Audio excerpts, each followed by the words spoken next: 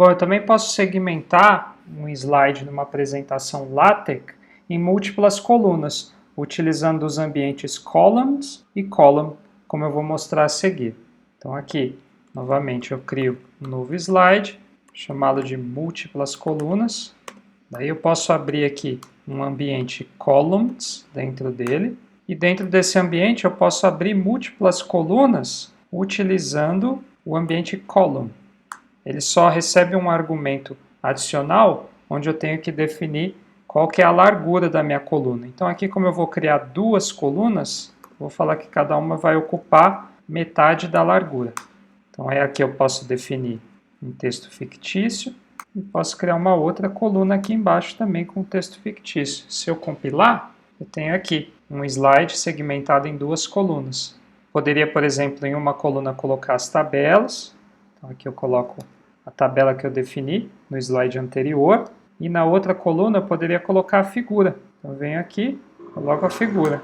Então na primeira coluna eu tenho a tabela e na segunda eu tenho a figura. Se eu recompilar, eu tenho a minha estrutura. Posso diminuir o tamanho do logo à direita. Então tá aí. Eu dividi meu slide em duas colunas. Além das colunas, um slide ele também pode ser segmentado em blocos. A forma mais simples de fazer isso é utilizando o ambiente block, como eu vou mostrar a seguir. Então aqui eu vou criar um slide blocos, certo? A forma mais simples de se criar um bloco é utilizando o ambiente block. Então ele recebe um título, vou colocar aqui bloco comum. Este é um bloco comum. Se eu compilar, vocês vão ver que ele gerou um bloco, tá? Então isso é muito útil quando vocês querem destacar algum tipo de informação no slide, vamos supor que vocês estão definindo um conceito ou separar em múltiplos blocos, é possível, né? Então eu posso gerar mais um bloco aqui. E existem diferentes tipos de blocos, tá? Eu posso, por exemplo, gerar um bloco de alerta. Deixa eu mostrar para vocês. A partir do ambiente alert block. Então se eu recompilar, vocês vão ver que agora eu tenho um bloco em vermelho. Posso também gerar um bloco de exemplo, para no caso de vocês quererem dar um exemplo, e diversos outros tipos. Então aqui nessa tabela eu mostro alguns dos tipos de blocos que podem ser gerados. Então um bloco comum, né, a forma mais simples é a partir de um ambiente block. Um bloco de alerta é a partir de um ambiente alert block. O ambiente example ele é utilizado para criar um bloco para exemplo, definition para definição de algum conceito, e tem os tipos matemáticos, como theorem, que pode ser utilizado numa apresentação onde vocês queiram definir um teorema matemático, ou corollary, para definir um corolário matemático.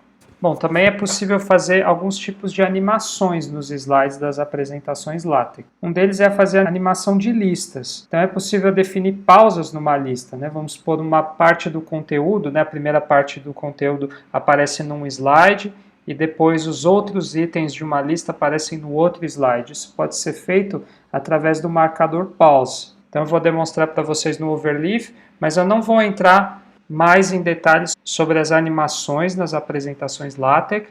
Caso vocês queiram saber mais, vocês podem consultar esse site aqui. Então para fazer a animação de uma lista, né, a partir de pausas, definir um novo slide, vou chamar de animações, vou criar aqui uma lista pontuada. Então eu posso escrever aqui, né? Esta é a primeira parte da lista. Eu posso definir uma pausa, e aqui eu defino um segundo item. Esta é a segunda parte da lista. Se eu compilar, vocês vão ver que ele separou, né? Então ele deu uma pausa, mostrou o primeiro item, esta é a primeira parte da lista, e aí no segundo ele mostra a segunda parte.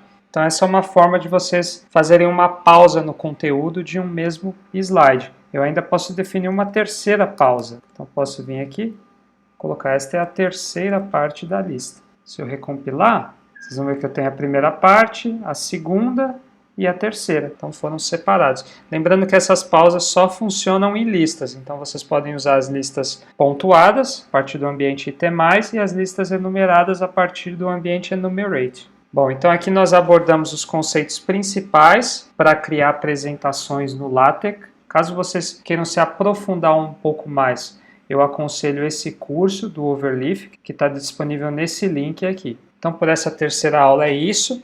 Só Resumindo, o que nós vimos é como desenvolver apresentações na ferramenta de preparação de documentos LaTeX. Então nós vimos qual que é a estrutura de uma apresentação no LaTeX, a definição do tipo de documento como apresentação, como definir o slide de capa a partir dos seus metadados, como um slide pode ser criado a partir do ambiente frame, como se definem seções e subseções e o sumário de uma apresentação a partir disso, como que se insere listas, figuras e tabelas, que funciona da mesma maneira com qualquer outro documento LaTeX.